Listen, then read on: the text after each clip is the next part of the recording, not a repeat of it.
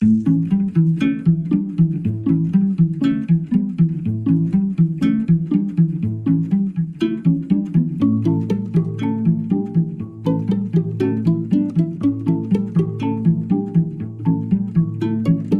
moment you realize you're ready for what's next in your career, that's when we start planning it together. Let's start planning earlier for a career that lives longer.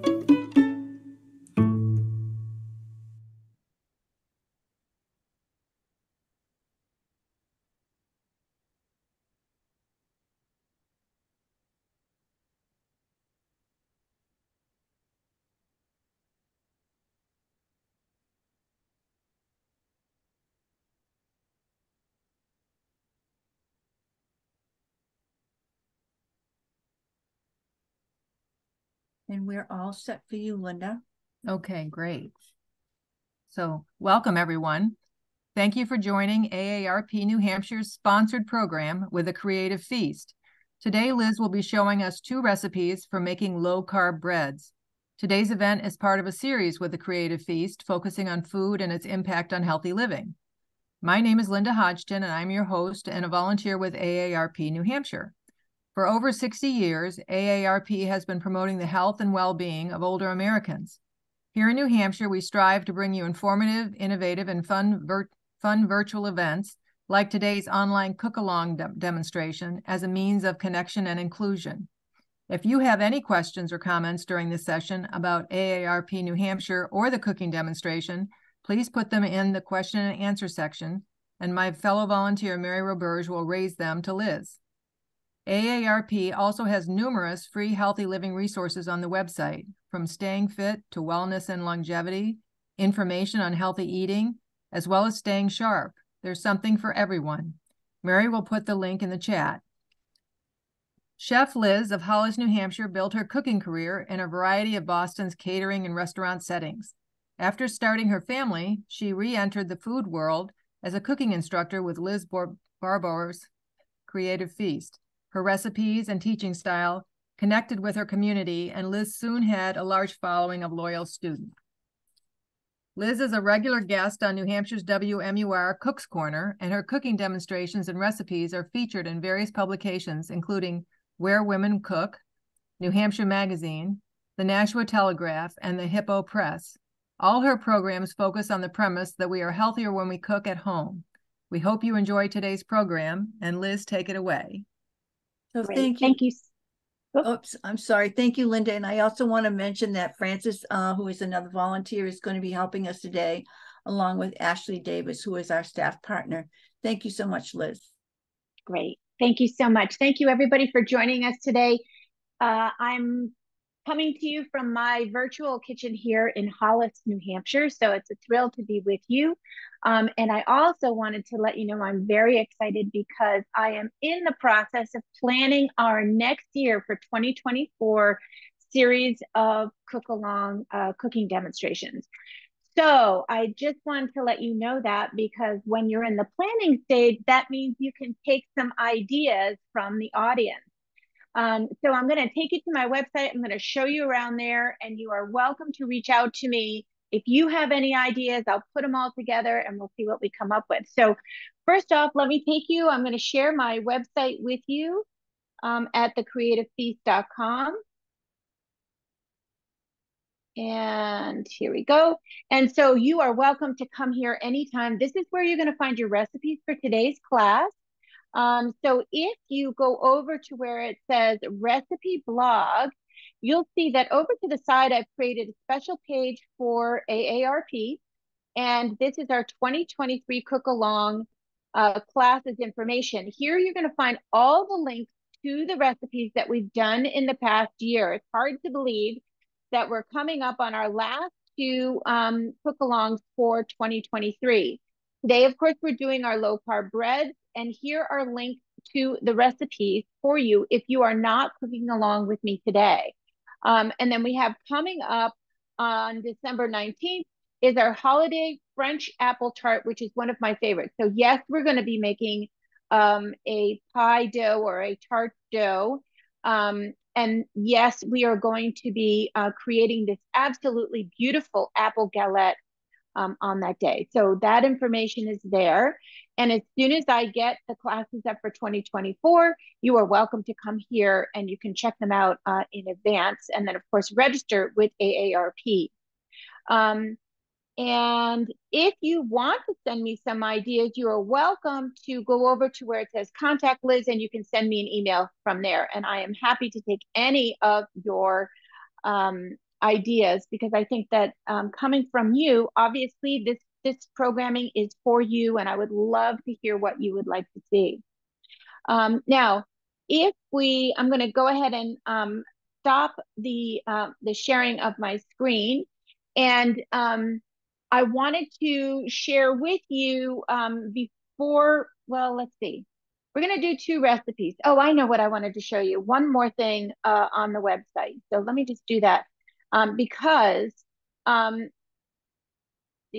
of you will be joining us and coming back and wondering, well, where are those recipes? So if you do go to the recipe blog, as I mentioned, you will see that I created a special page for you.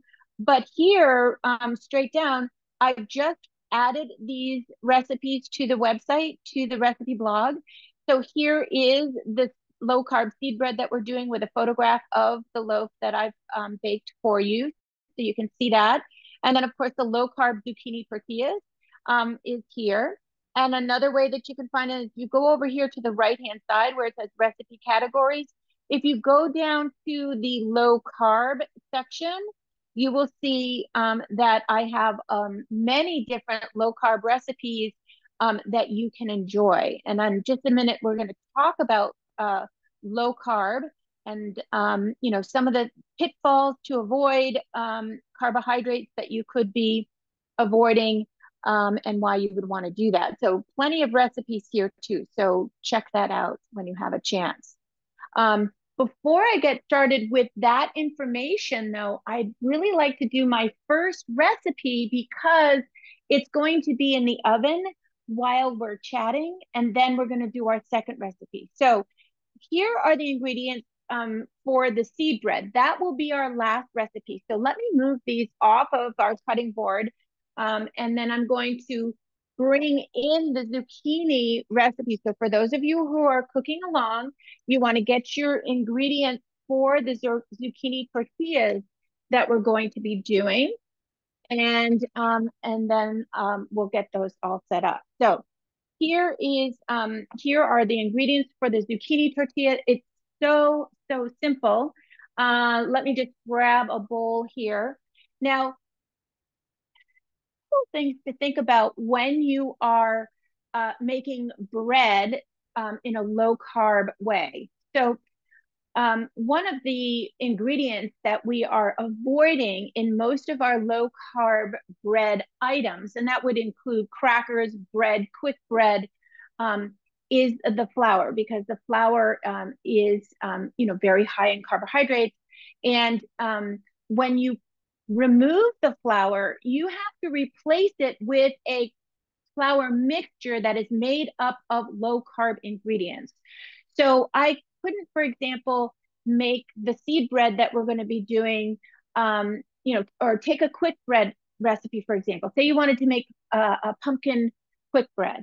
You can't just remove the flour and add in almond flour. The rise of that bread would be very different. You could not do a yeasted bread, okay, and substitute almond flour or coconut flour for regular flour in a yeasted bread that you would, that I've taught here before, the bread in 5 minutes a day, those yeasted breads, because the gluten in an all-purpose flour reacts very differently to the heating and the cooking process than does an almond flour. An almond flour is not high in those glutens that is needed to make your bread rise. So the other thing you have to do is you have to think, if you're going low carb and bread is your Achilles heel, and for many of us it is, you have to think of bread completely differently. So for example, tortillas. why would I want to make a tortilla? Well, tortillas are traditionally made with a flour or corn flour, and they wrap up something that you're going to be eating, right?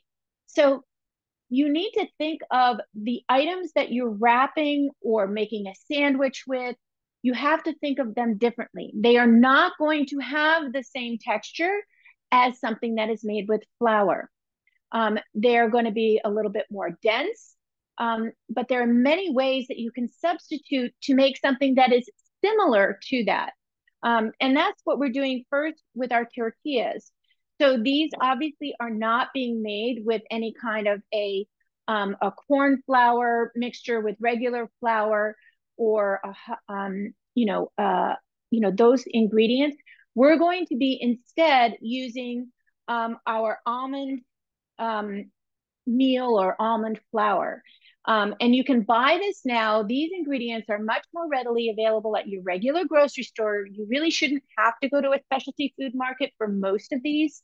Bob's Red Mill has been, is nationwide. There are other brands too, where they have a whole display with all different kinds of substitutes for flour. But I always recommend you have a recipe that works specifically with the goal in mind of substituting that all-purpose flour. It's not a one-to-one change because, again, of the way those flours perform in your dough and in the rising. Now, another ingredient that is often used in these low-carb or keto recipes that remove flour out of the equation, you'll notice they all very much increase the fats that are in that recipe. So now, I just want to let you know too, I'm only doing half of the recipe for the zucchini, just so you know, because not all of us want to do a complete recipe, although they freeze very well. So by all means, if you're doing the whole recipe, that's going to be fine, and I'll show you how to do that. It's no problem. But in this recipe, let me just grab my sheet just so I'm reading the correct things. We're going to be using, in the whole recipe, one cup of almond flour. So that's what I have already measured out. We're going to be doing 2 large eggs. They're going to provide some of the binding, but also to help with the rise. And as I'm doing a half recipe, I'm going to be using 1. So depending on how you're doing it, you've got your large eggs.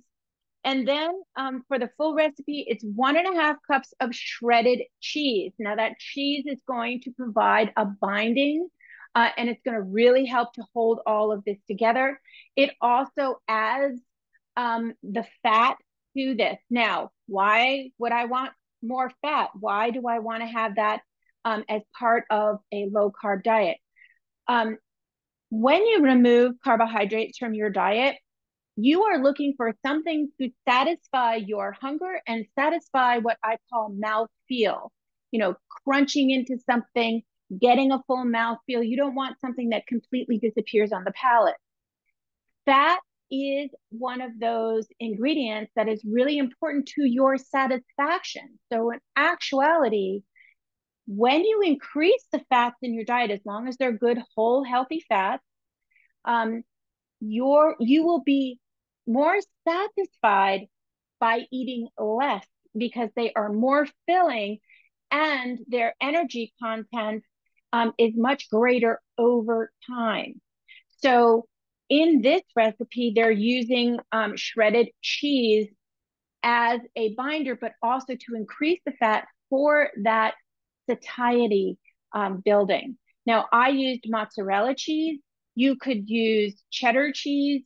You could use Swiss cheese if you want. You just want a good melting cheese. I always like to tell people too, if you are buying shredded cheese, you need to be aware that shredded cheeses often have an additive to them, which tends to be a carbohydrate, to keep that shredded cheese from clumping together. So I personally always shred my own cheese. So I will buy a chunk of whole milk mozzarella cheese in the deli section, and I will shred it on a box shredder to have what I need. I have also found that if I shred up a whole pound of cheese, I can freeze what I'm not using.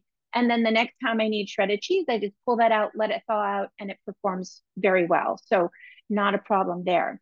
So we have our almond flour, we have our shredded cheese, we have our salt.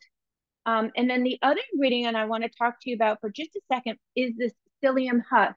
And this may have been, if you were, following, joining me today to prepare this recipe, it may have been the one ingredient in both recipes that you had a little difficulty finding or getting. I personally just order mine on Amazon, but there are now many Whole Foods stores that carry it. And also I have found that Bob's Red Mill does carry it. So I got it, this Healthy Foods, is what I purchased, the psyllium husk powder. If it's not something that you're using regularly, I just, as habit, keep things like this in the freezer for the next time I need them. It helps to preserve them. Now, the psyllium husk is the outside husk of this particular grain. And what it does is it helps to add, it is very high in fiber, okay, which is great. Again, another way of filling you up while giving you that satisfaction. But you'll also see it in low carb bread recipes because it helps to add a fluffiness or a texture to your bread recipe. So it is one of those ingredients if you are considering doing more bread making, use as a low carb way of eating, is that go ahead and purchase your psyllium husk, and then you will have it for future recipes. Just keep it in the freezer. I have provided for you on the recipe a link. Let me just share that with you. Let's see where I'm at here. So if we go back to our recipe, you'll see I provided a link for you, and that takes you to a website it's the ultimate guide to baking with psyllium husk. And so there's a lot of great information here for you, as well as some really nice, what look like very nice recipes at the bottom. So I think that you'll find this very interesting, especially if you have this one experience that you like. I would pursue that even more because that way you are preparing your own breads. And as I say, it is better when you prepare things at home because then you're avoiding different preservatives that can be disruptors to your digestion. They can cause you inflammation and things like that. When you are in charge, when you know all the ingredients you are working with, you will have a much better health outcome with your food. The other thing to remember is both of these recipes, you can make them and then freeze them, which I often do. I'll just have a baking day where I'll bake a couple of loaves of that bread, or I'll bake multiple tortillas and I just stick them in the freezer. And then whenever I want them, they are all set for me. So that's a great thing to keep in mind. Now, the other part of this ingredient, of course, is our zucchini. And that is adding for us some vegetable to it, some texture to it. It makes it a really beautiful, special ingredient. So the recipe calls for 1 1/4 pounds of zucchini, unpeeled and shredded. So I'm going to shred this for you, and then I'm going to show you how to process that. So you can use various shredders if you have one with your food processor. But I'm going to go old school here because this is probably what most of us have, is a box grater. And this is all that is required, is that you shred that. Now, zucchini is notorious because it is a very wet vegetable. So what we're going to do is we're going to shred this, and then we are going to wrap it in a towel And we are going to get rid of all of as much extra liquid or water as we can, and that will help our tortillas to come out nice and crisp. Now, you can buy shredded, well, I don't know if it's shredded zucchini, but you know how you can buy those zucchini, the noodles, the zucchini noodles at the grocery store? You could do that, but you do have to chop them small so that, again, you can remove as much of the extra liquid as possible. I'm not as much of a fan of those pre-done noodles and stuff, vegetable noodles, because they often do put a chemical on them to keep them from, being too moist. So just keep that in mind. Remember, even something that looks like, there are no additives to it, you really have to read the package to know, did they add something to it? And here's a great example. I remember the first time that I discovered this, I was buying chicken breasts, and they were manufactured from a national company, and that company, pre-packaged them. So they sent it to my grocery store, and they were all pre-packaged. And I was like, gee, what's in these? I'm just curious. And I looked at it, and there was actually a list of ingredients, and they actually had injected the chicken breast with a salted solution that did have a preservative in it. So, especially when we're coming up to turkey time, you're buying your turkeys, do look, because a lot of the the turkeys that you're buying at the grocery store that are frozen or fresh, they are injecting them with a sodium solution to help plump them up and keep them moist. And if you are somebody that wants to avoid that, you really should look at those ingredients. All right, so we have our shredded zucchini. Now I'm going to I have a nice little cotton towel here. All right, and this is where you're going to need a little bit of hand strength here because we do want to wring that out, but you will be amazed at how much water comes out of the zucchini. I'm going to get a little bowl here so you can see how much that is. All right, and so I'm going to pick this up and wring it out. So holding it with this hand, I'm just going to turn and look at all of that liquid. That is a lot of water that would have made your tortillas very soggy. Okay, so no matter, you would have burnt them first in order to dry them out if you hadn't done this. So we do want to get all of that liquid out of our zucchini. Boy, it just keeps on coming. Anytime you're going to make, I think we've done this before where we sauteed up, we did cauliflower rice as a low carb option. And by the way, if you're planning a low carb Thanksgiving, do go to my website and you'll see these recipes. Look at all that water. That was probably about a good quarter cup that came out. But the low carb, somehow, why am I missing my egg? Oh, here we are. The low carb cauliflower rice, we want it to be crisp. So we had to get rid of all that extra water, and it turns out beautifully rather than a pile of mush. All right. So now we're going to go ahead and make our quote unquote batter. All right. So we've got our eggs. We're going to add our zucchini. Now, if you didn't have zucchini and you would rather use spinach, I would go ahead and buy a package of frozen spinach and thaw it out and wring it out just like I did this. And then you could use spinach instead of zucchini. So you might enjoy that over the zucchini. So there's our zucchini. We have our almond flour. We have our psyllium husk. And our grated cheese. I'm using mozzarella. And remember, this is a grated packaged cheese, not the fresh mozzarella. And then a little bit of salt. Okay. Now, if you'd like, you could even put in, I would say, about 2 tablespoons of Parmesan cheese, which would be very nice. That's something you might like to have. So we're going to just stir these together. And basically, it's just going to form, not going to be a batter. It's going to form a nice thick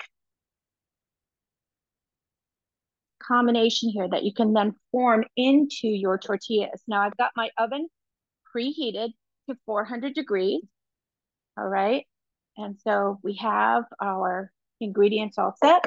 I'm going to bring over my cookie sheet, and on it I have parchment paper. Now again, you can buy parchment paper at the grocery store. It's readily available. Now what I did to help me out here is this recipe will make about 4 of these tortillas, and the recipe says 10-inch. I went ahead with 8-inch. I even last night when I made them, did them as 4-inch. So it's whatever size you want. It will make about 4 10-inch tortillas. So it's up to you the size. But to help myself out, I went ahead and I took a plate and I drew a circle around it so I know how big to make them. So that makes it nice and easy. And then we're going to go ahead and take our filling and put that on, I'm sorry, our tortilla dough, I guess you could say. And then the whole point here is to spread it out as thinly as possible within that nice circle that you've made so that they're nice and round. Okay. Yes. Yep. We have a question in the chat. Someone wants to know how many cups there are in 1 1/4 pounds of zucchini. Oh, well, that's a good question. I did not measure that. But the good thing to know is that when you buy your zucchini at the grocery store, you can weigh it right there at the grocery store. I would say, you see, that zucchini probably, I guess, would have been about 2 to 3 cups before I wrung it out. And then when it was done, I wrung it out and it was probably maybe a cup at the most, because of course now it's compacted and it's missing a lot of water. But if you are buying, your zucchini at the grocery store, just go over to the scale in the produce department and just weigh that up. The other thing too is just a little personal preference. Whenever I buy zucchini at the grocery store, I buy the smallest ones because they tend to not be quite so woody, and they have a little bit more flavor. So just my own personal preference. Okay, so I've got 2 of these tortillas here. Remember, I only did half a recipe, all right? And these are about 8 inches. I can make them a little bit bigger. I'll make them a little bit bigger so they'll come out a little bit thinner. And that's it. Okay, so we've got that all set. Just gonna keep this bowl over here. And then I'm gonna go ahead and put them into the oven. And we're going to bake them. It's a 400-degree oven. We're gonna go ahead and bake them for about 15 to 20 minutes. We're going to take them out when they have browned. So let's go ahead and pop these in the oven. So, Liz, I have another question. Yes. And I'm sure you may have mentioned it, but somebody asked if how much psyllium, and also I have another question about if the salt has to be half because you have the recipe. Yeah, so the recipe, like I said, the recipe as the full recipe is on the website, and that is, I'm just reading off of that. We've got 1 tablespoon of ground psyllium husk powder. Okay, so it's not a lot in that particular recipe. And yes, if you're going to do it in half, everything needs to be in half if you're going to do a half recipe.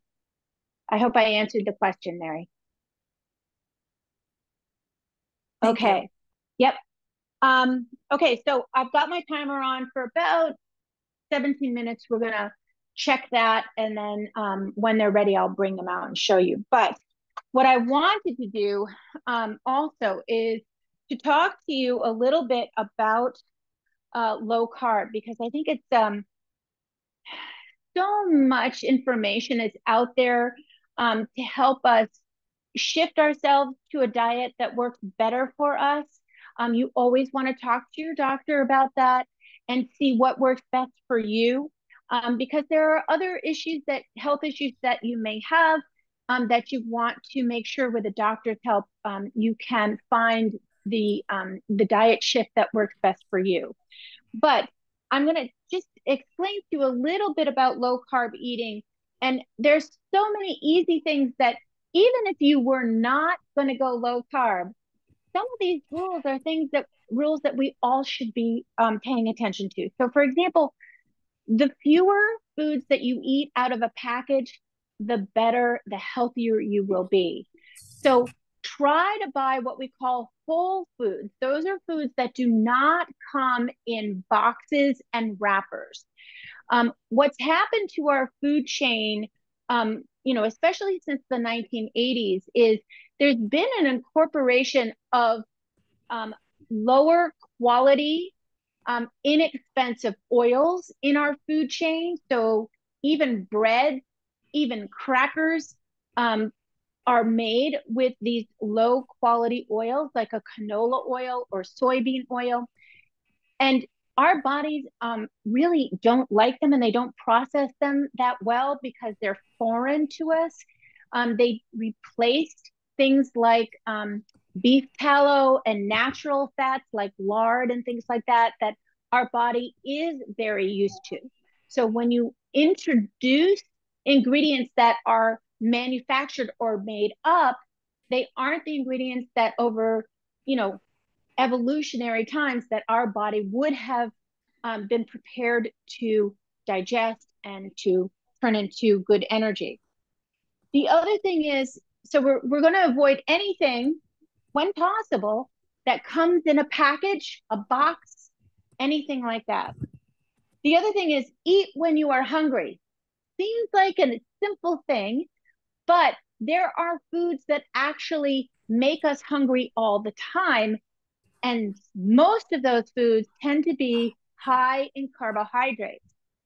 So we want to be very aware, am I hungry or am I getting a hunger pain? So what I like to tell people is, when you think you're hungry, wait 15 minutes. Be busy, drink some water, go for a little walk. 15 minutes later, am I still hungry or am I just desiring the food? You want to better understand your true hunger versus hunger that comes from just desiring something. You might think of a food and say, "Oh, I'm hungry," when really you're not hungry. So our body works hunger in waves, and sometimes you just need to ride that wave and go on to the next activity. And then when you eat when you're hungry, you don't necessarily have to count your calories, because calories, remember, are a made up, relatively recent phenomenon for us. Before calories came into play and foods were packaged and had calorie listings, we listened to our bodies. Am I hungry? Can you see my friend's Labrador who's come for a visit? Her head keeps popping up. Anyway, so listening to your hunger information will help you to avoid overeating, eating all the time. And then, watching what you eat shouldn't be so complicated. So we want to stick with, things that we know. So Liz, I talked, yep. Sorry, I have two more questions if I could. Sure. Someone wants to know if they can eliminate the salt if you're using Parmesan cheese. That would be up to you. I suppose salt, Parmesan cheese does tend to have salt. Of course, it is a salted cheese. So you could use that instead, certainly. But you may find that it doesn't lift the flavor enough. Do remember too that, the mozzarella cheese does often have salt in it, so that's added to it. But I don't see why, this is the beauty of cooking at home. You can make that decision. Try it as a substitute and see if you like it. If you think you need a little bit more salt, just make a notation on your recipe. Liz, somebody was asking too, if since there's so little bit of the psyllium husk powder in there, can they just omit it, or does it absolutely have to be in there? Again, it's something that you can try. I have made low carb tortillas like that without the psyllium husk. So it is something that you could, if you don't have it, you could give it a try. I think too, because it has the almond flour in it, it will help with that binding. So if you're not ready to invest in that, by all means, you can leave it out. Any other questions? Can cheeses be substituted for, can you substitute low-fat cheese for your cheeses? I personally don't ever recommend low-fat anything, because if they're making low-fat, they are changing the natural way that cheese is intended to be. So remember, when you go low carb, you'll notice that there is more fat in a recipe because it's going to give you that satisfaction. Can you use low-fat cheese? You can. That's up to you. I just personally choose to go whole milk all the way. I'm not doing the low-fat thing, but that's entirely up to you. And definitely talk to your doctor about that. There are people who really have to watch how much fat they take in. But in my mind, the way you watch that is, how much peanut butter am I using? How much oil am I putting in my pans? How much butter am I using? Things like that. So just keep that in mind. Okay. All right, I'm going to go ahead and we'll get started on our bread. I'm just going to use the same bowl, just wipe that out. And we'll get our bread ingredients ready. Why don't I just share with you a few of these ingredients that I had to, that I got for the class. So almond flour, again, as I mentioned to you, this is pretty much when you're going to be making low carb bread, you want to keep that in your pantry. I personally always put it in my freezer because I'm always worried that almonds that are ground will go rancid much faster. So I do keep all of these flours in the freezer between baking. So I have almond flour. Coconut flour is another flour, and oftentimes you'll see these in combination with these quick bread, low carb quick bread recipes. I do know that I believe that Bob's Red Mill and King Arthur has a gluten-free flour mixture. So that is something you might also want to consider as an option. And then you're just buying one thing. But again, I don't have a recipe for that. So you want to look into that. And the best place to go for that would be to the manufacturer's website, where they're going to have many recipes for gluten-free if that's the product that they're selling. Okay. And then another ingredient that I have here is, this is flaxseed. This recipe is includes a lot of seeds in it because they help to bring texture. But flaxseed is also a really great seed to have.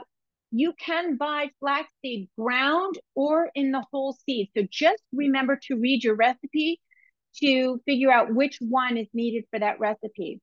And then you can, purchase it as you need it. And then as I showed you the psyllium husk, I had that as well. Now, this recipe is, it does require 6 eggs. So this is going to be high in these fats to help to give it moisture and help for, to give it the texture that we're looking for. Because remember, if it doesn't use flour, we're trying to simulate the end result that will have the texture of a bread made with an all-purpose flour. So why don't we go ahead and we'll just start getting our ingredients ready. So let's start with our dry ingredients that are going to go into our bowl. So we have, I'm just going to read this right from the recipe. We have 1 cup of almond flour. Oh, and by the way, this is going to be making 1 loaf of bread. It's 8.5 by 4-inch bread pan. So in just a minute, we're going to go ahead and get our bread pan ready, and I'll show you how to do that. And then we have 3/4 of a cup of our coconut flour. So here is that mixture of these flours that are going to help us substitute for the all-purpose flour. We have 5 tablespoons of sesame seeds. Now, at the time when I was prepping this, I didn't have sesame seeds, but I had hemp seeds, so I just substituted them. They're about the same size, and the hemp is a really nice seed to use. I really like having hemp seeds. If you remember, a few months ago, we did a breakfast that included what we called note meal, which was no oatmeal, and the hemp seed was part of that. So I love to keep that on hand. And then we have, so I'm using a hemp seed in place of the sesame. I also have flaxseed. Okay, so this is what I showed you. So here are whole flax seeds. You can get them brown or gold. Either one is just fine. And then we have baking powder. So you'll notice it's 3 teaspoons of baking powder. Okay, we're going to add that. That's going to help to give it some rise. And then we have a teaspoon of ground fennel or caraway. I just had regular caraway seeds, so I'm adding that in, and it adds a nice flavor. If you don't like either one of those, you know, you can choose another, you know, seed that you might like, or you could put in chopped parsley if you like, or chopped basil or something like that. So it's really to add a little bit of flavor. And then we have our little bit of salt. We're going to add that in, and that's a teaspoon of kosher salt. I always use kosher salt. And then, of course, we have our psyllium. This is going to be a 1/4 cup. So obviously, this is going to create a denser bread. So you'll notice that the psyllium is there's much more of that in this recipe. And so we have those. And so those are our dry ingredients. And like with any recipe that calls for dry and wet ingredients, I always combine the dry ingredients first, and then I add in the wet. So I'm just going to stir these together to make sure that they're very well mixed. And that's our basic. Yeah. While you're stirring that, we had a couple questions. Can you use ground flaxseed in place of the seeds? Well, that is going to play with your texture. Okay, so ground flaxseed, actually here, I've got it right here. Ground flaxseed looks just like the coconut or the almond, and so it's very dry in texture. And so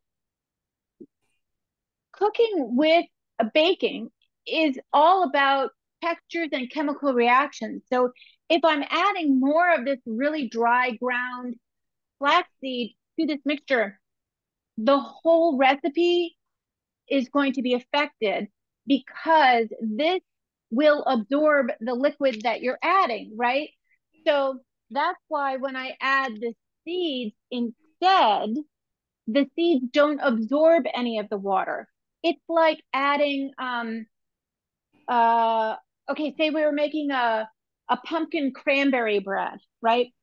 If I were to pulverize the cranberries and make a cranberry sauce and add that to the recipe versus whole cranberries, the result and the moisture content of that bread is going to be very different, because if you pulverize those cranberries, then they become a liquid, and that will make that a very wet. In this case, we don't want to make this more dry by adding ground flax seeds. Okay, so you want to stick with the whole. If you're allergic to nuts, can you leave them out? Okay, so if you're allergic to nuts, you cannot be using the almond flour because that's a nut. So you do want to find yourself a different recipe that will not have the almond in it. And flaxseed is not a nut. It is more of a grass seed, so that would be different. But if you have allergies, you want to be looking for recipes that are specific to your food allergy. Okay. Any other questions? Not at this time. I'm sure there will be more. Okay, good. So in the bowl with my 6 eggs, 6 large eggs, is 1 block of cheddar cream cheese. It said 7 ounces, but I think this recipe originally came from dietdoctor.com, and they tend to be more European based. And I think that their packages of cream cheese tend to be 7 ounces. So in the past, rather than leaving 1 ounce of cream cheese hanging out, I've added the whole thing. So you can do the whole thing if you want. Now, let me just go check my oven because that's telling me that it's time to look at our tortillas. So I want to pull these out so I can show them to you. I'm having a hard time getting this pan. It's stuck in my oven. It must have expanded. I have a very small oven. There we go. Okay, so let me just take a second away from this to show you my tortillas. You see how they browned on the edges. Now, how do I know whether they're done or not? Well, we do want them to be browned. I'm just going to go ahead and lift them up off here. And I think they still need some time. They still seem a little moist to me. So I'm going to pop this back in the oven for another 7 minutes or so, okay? We do want them browned all the way. You can change the location of where they are in the oven. You can turn them around, and that will give them, and that's what I'm going to do, a little bit more even baking and slide them back in and then give them another 7 minutes. So we're coming up close to that 25 minutes. All right. Elizabeth, I have a couple more questions. Sure. Can you use sunflower seeds instead of caraway or fennel seeds? So the caraway and the fennel seeds are real tiny, much smaller than a sunflower seed. So again, I think it's more the caraway and the fennel are adding flavor because those are stronger in flavor. So I would choose a different flavoring if you don't have those, or you can leave them out altogether because it's a very small amount. Or you can chop up your sunflower seeds, or you could just increase the other seeds that you have. Okay. And then they had, I can't even say the word right, xanthan gum in place of the psyllium husk. Okay, so that's where you're stepping out of my comfort zone with advice.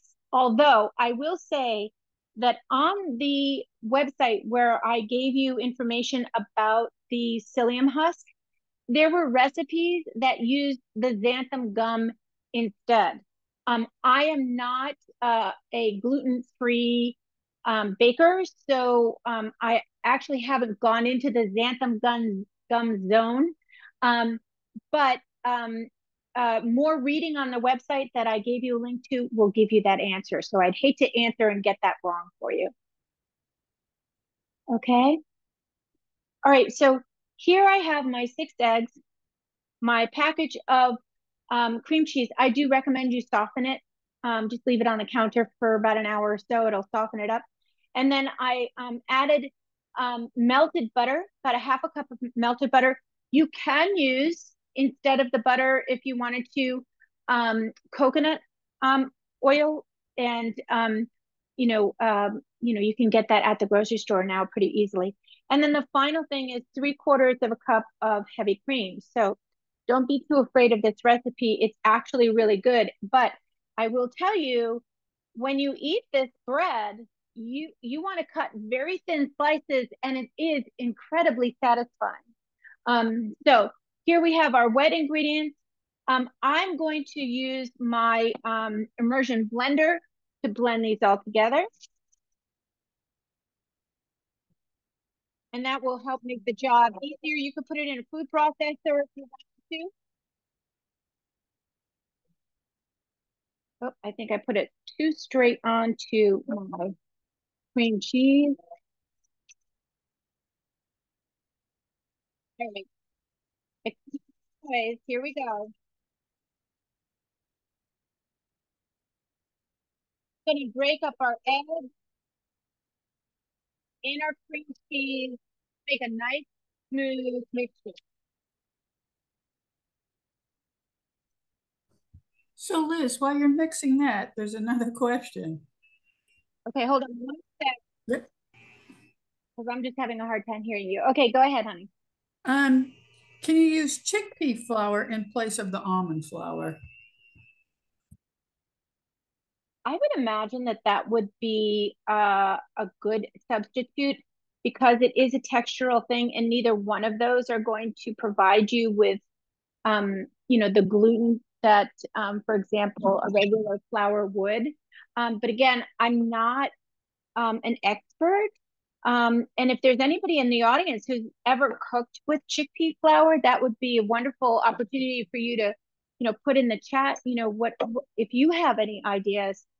Because I know a lot of people out there have been doing this kind of um, baking for a while, and always open to hearing what you might have to say.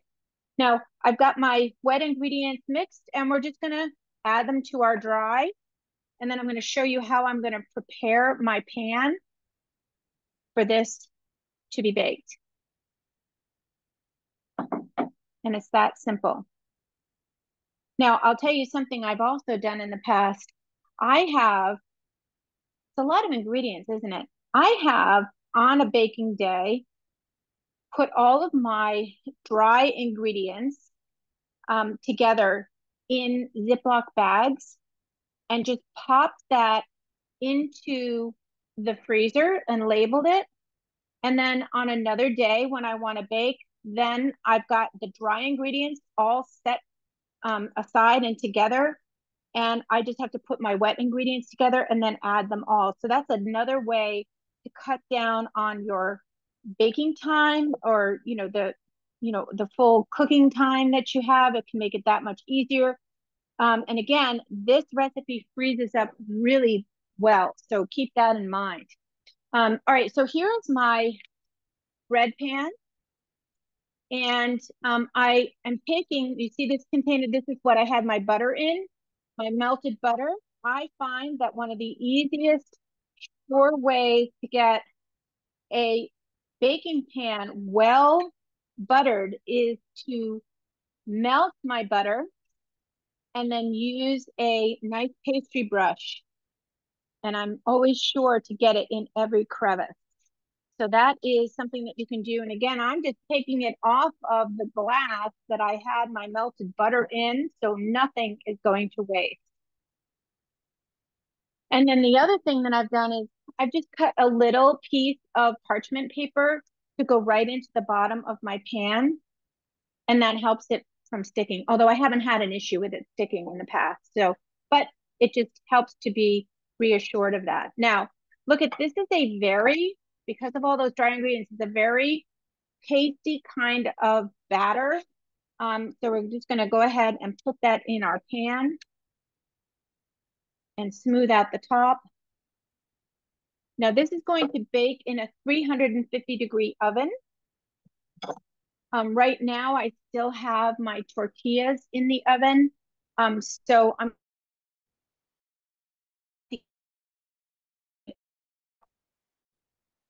for about 45 minutes, just the carrots in it, or a long wooden skewer, and make sure that it comes out dry, and then it's done. So, here's our tortilla again. So let's go give that a pull, and I'll be right back. I'm gonna take that out of the oven, and that should be all that we need. Oh yes, they've come out nice and brown.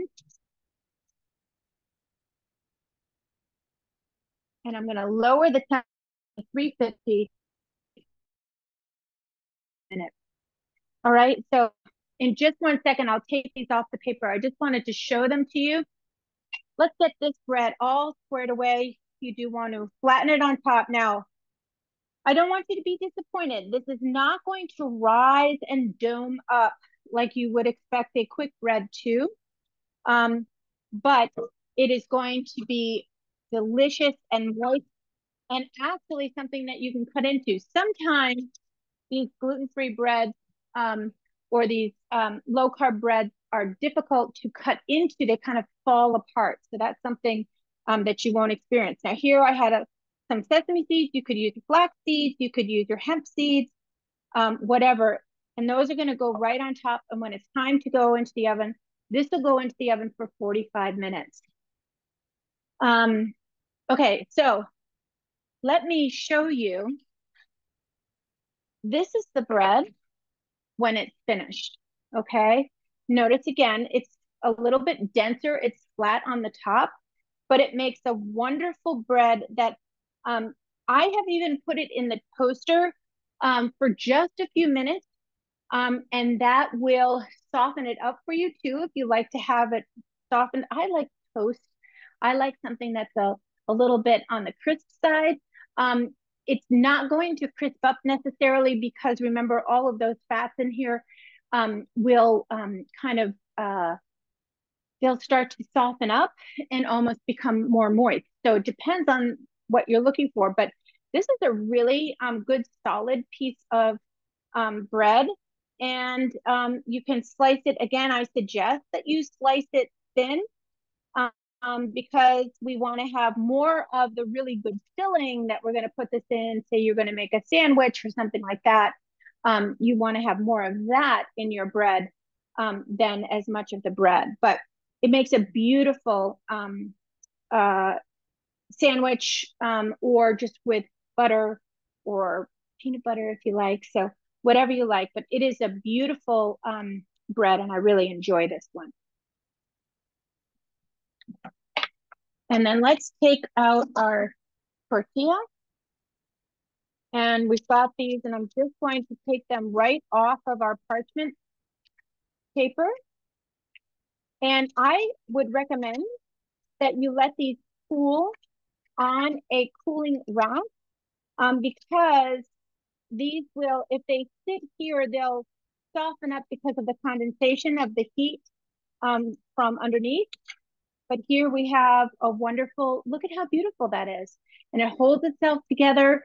And can you imagine this, once it's cooled down, maybe put some avocado and turkey. Actually, that's what I think I'm going to have for lunch, is I'm going to make a wonderful wrap using this tortilla with my avocado and turkey and maybe a slice of tomato. And that is going to be a delicious meal. So here we have those and we're going to let them cool. Just like that. Now, do we have any other questions? I'm just taking a peek. I think we're close to our finish time. And I'm happy to take any questions from anybody. But it looks like we really have brought together these two recipes. And here is the smaller ones that I made for dinner last night. And they're also really great to serve with, you know, if you have a soup or a stew and you want something instead of bread, you want to, you know, use something that is lower carb. These make a really nice addition to your meal. Okay. We had one more question, Liz. Yes. When you freeze the bread, do you slice it and freeze it, or do you freeze it whole? You guys ask the best questions. So always freeze whole, because if you freeze sliced, those slices will dry out. Now, having said that, you might say to me, well, Liz, it's only me at home and I don't want to thaw out the entire loaf each time I want to take a slice off of it if I want to wait. So here's the thing. If you are going to pre-slice, you want to make sure that you really protect that bread from drying out and wrapping it really well. Or here's another thing, what you could do is you could cut this loaf into smaller portions. So you could take this loaf, like you could pre-slice it, I guess, and you could wrap it really tight like that, right? So that's one thing. Or you could cut this into a couple larger pieces and freeze each one of those and then thaw them out, and then you'll have them to slice as you need them. So you can go either way. So I'm reversing my initial thought, but that is, if you're going to slice it, make sure that you freeze them really well, tight together, and well wrapped so that they don't get dry out from the freezer. Foods like this can dry out in your freezer and in your refrigerator if they aren't wrapped well. Okay. Did I answer all of the questions today? That's all the questions. You've got them. Except everybody just wants to tell you thanks for another great session. They really, really love it. Thank you. Well, I'm so happy you joined me today. I hope you all have a wonderful Thanksgiving. Go to my website. There are Thanksgiving recipes there for you. And maybe you'll make this part of your Thanksgiving table. This would be a wonderful way to bring low carb in. And I know even people that aren't low carb people, they're going to love this bread. So thank you, AARP New Hampshire, for inviting me for another wonderful class. I'm looking forward to seeing you all in December for our fancy apple tart. I think you're really going to like that. Thank you, Liz. Thank you. Have a good day, everybody.